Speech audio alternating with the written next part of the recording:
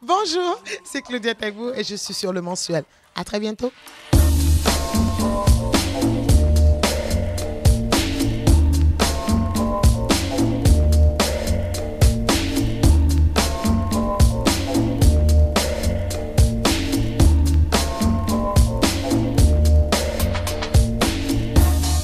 Je dis toujours aux gens, apprendre du texte, c'est pas ce qui est le plus difficile dans notre métier.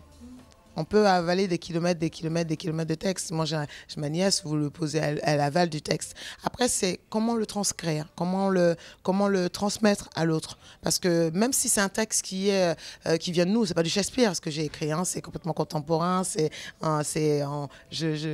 remarque, c'est des remarques de tous les jours, c'est ma petite vision sur notre monde et tout. Mais ça, il faut être dans le respect parce qu'il y a des gens, il y a mon co-auteur, il y a ma metteuse en scène, on a écrit ce truc ensemble. Donc il faut respecter ce travail-là déjà. Donc ça, il faut le mâcher. Et après, il faut le remettre et le redécouvrir. C'est ça le plus difficile. Redécouvrir ce qu'on a mâché. Redécouvrir ce qu'on a mâché. C'est ça qui est le plus difficile. On travaille avec notre matière première qui est nous. Hein. Donc il y a des fois où je me suis fâchée avec mon doudou, je ne suis pas bien. Il faut faire au-delà de ça. Il faut venir parce que les gens, le gars qui est en face, il n'est pas venu pour que tu racontes des dames, il est venu pour voir un spectacle. Donc le corps. Oui, à tel moment du texte, normalement, tu as le bras droit. Bon, ben aujourd'hui, je ne suis pas bien, on le va à moitié. Non. Voilà, il est là, normalement. Donc tu le fais là. Voilà, c'est ça. C'est ça le truc. C'est toujours découvrir et toujours être à la hauteur. Mon père, c'est le premier de tous les bobos. C'est mon père qui a inventé le concept même de la boboïtude. Mon père, c'est un genre de prophète des bobos, le Jourdain des bobos. Eh, gars, là, vous me regardez là, mais respectez-moi. Ce soir, vous avez devant vous Claudia Tagbo. Fille de Bobo premier. On ne peut pas se lasser. En tout cas, moi, je crois, hein. Je sais pas, je me dis non, je ne veux pas me lasser encore de mon texte parce que vraiment, il y a des moments où je découvre des moments du spectacle en disant « Ah bon, ils ont ri à cet endroit-là. Ah d'accord, ok, bon, d'accord. » Ouais, il y a des fois où la petite folle que je suis, des fois, putain, mais ils n'ont rien compris à ce que j'ai raconté. Ben oui, mais peut-être que tu l'as mal emmené, tout simplement. Ou peut-être qu'à un moment donné, ils ont été pris et qu'eux, ils l'ont compris comme ça. Il faut aussi accepter ça, de se dire, tu as fait une proposition et ils l'ont compris comme ça. Et il y a des fois où on parle, c'est nul, mais vraiment. Eh ben ouais, mais c'est ça le spectacle vivant. Le public n'a jamais tort. Moi, je dis ça. Je dis toujours ça. Le public n'a jamais tort. Parce que peut-être que je l'ai mal vendu aujourd'hui. Voilà, c'est ça aussi qui est intéressant parce que, heureusement, parce que sinon, si c'est un DVD, ils le mettent, quoi. Et puis voilà, quoi. Et à la maison, on vivait avec les commandements de Bobo le père. Premier commandement, en toutes circonstances, la vie, tu remercieras. Papa, ils emmènent la voiture à la fourrière. Papa, ils emmènent la voiture à la fourrière. Eh ben, c'est pas grave. Comme ça, elle sera bien garée. Deuxième commandement, aucun produit industriel tu ne consommeras. Ton pain, tu fabriqueras. Ton yaourt, tu fermenteras. Tes jus, tu extrairas. Mais pour l'iPhone 7, tu craqueras. J'insiste sur ce mot-là en disant que j'essaye vraiment, en tout cas, même moi, c'est mon leitmotiv, c'est pour dire je suis une militante de la bonne humeur. Parce que, effectivement, notre société fait en sorte que, elle fait en sorte, c'est que c'est plus facile de se dire je vais être en colère. C'est plus facile de se dire la frustration. On a les fins de mois difficiles. On a le temps. Vous avez vu ce que ça crée d'avoir un rayon de soleil.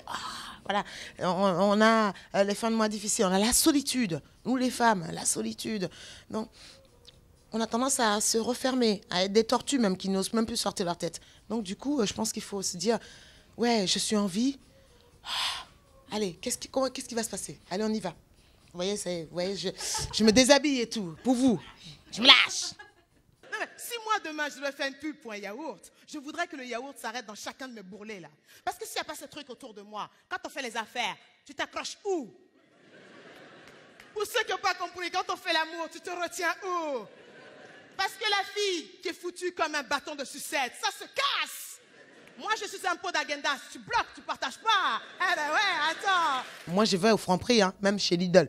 Donc, si vous me voyez au Lidl avec mon foulard sur la denne, ouais, mais ça veut dire j'ai aussi le droit d'aller faire mes courses, manger et tout. Quand je prends le métro, les gens sont là.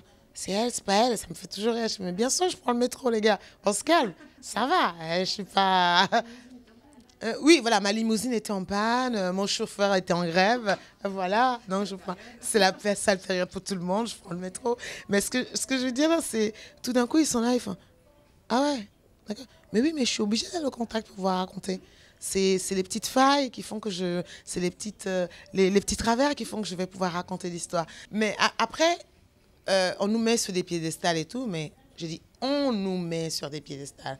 Mais il ne faut pas que toi-même tu te mettes sur des piédestals, hein, parce que, meuf, respire. Hein. Tu n'es rien, hein. Ça va, calme-toi, tu n'es rien en fait. Tu n'as rien fait. Voilà, moi je dis, je n'ai rien fait. Je participe à un mouvement, mais je n'ai rien fait. Toutes ces femmes qu'on voit à la télé, qu'on nous dit que ce sont des bombes, on sait que ce sont des femmes en kit, n'est-ce pas les filles? Quand elles rentrent chez elles le soir, dans leur salle de bain, face à son miroir, toute seule,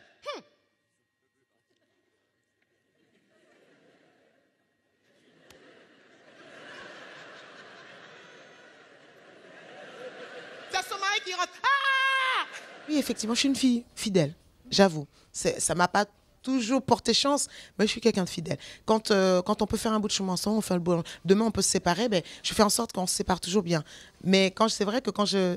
Alors, avec mon sale caractère, une fois que c'est fini, c'est fini. Le gros rire, là, quand il a fermé la bouche, c'est fini. Mais oui, c'est vrai que la fidélité avec Arthur, c'est lui qui m'a fait rentrer dans les maisons, hein. Jamel a mis la lumière comme ça sur la scène. Voilà, j'ai fait une troupe, voilà, des comédiens, voilà, des humoristes, voilà, des égos, voilà, parce qu'il faut gérer 12 artistes. Et il a fait. Après, je rencontre Ruquier, on me demande quand rire, l'émission et tout ça. On commence à, c'est qui elle? Et là, il y a Arthur qui vient. Ah ouais, c'est qui elle? Ce soir, Arthur, vendredi, tout est permis. Je produis son... Donc, tout d'un coup, oui, le gars, il est là, quoi, il y croit. Et il y a plein d'artistes, il pourrait aller vers plein d'autres. Mais il y a la fidélité qui est là, il croit en ce projet-là et je lui dis toujours merci parce que c'est aussi un échange. Je bosse pour qu'il croit en ce rêve-là parce que moi-même, je crois en mon rêve et il est là, il me soutient. Et donc, vous avez raison, ouais, la fidélité, ouais, c'est important. Moi, je crois, dans la vie en tout cas, j'essaye. I have gained the ultimate knowledge.